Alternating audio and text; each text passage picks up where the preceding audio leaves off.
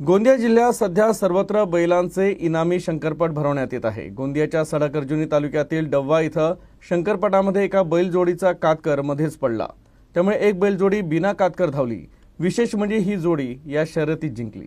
शेतकरी आपल्या रुबाबदार बैलजोड्या घेऊन शंकरपटात येतात आणि कातकर त्यांना शर्यतीत अतिशय वेगाने पळवतात। निश्चित टार्गेट पूर्ण केल्यावर प्रचंड वेगात धावत असलेल्या बैलांना मोठ्या मुश्किलीने थांबवण्याचा प्रयत्न कातकर करतात। मात्र सडकर्जुनी तालुक्यातील डब्बा गावात आयोजित शंकरपटात अचानकपणे एक कातकर बैलगाडीवरून खाली पडला आणि कातकराच्या विनाच ही बैलगाडी धावली। विशेष म्हणजे ती बैलजोडी त्या शर्यतीत विजयी झाली।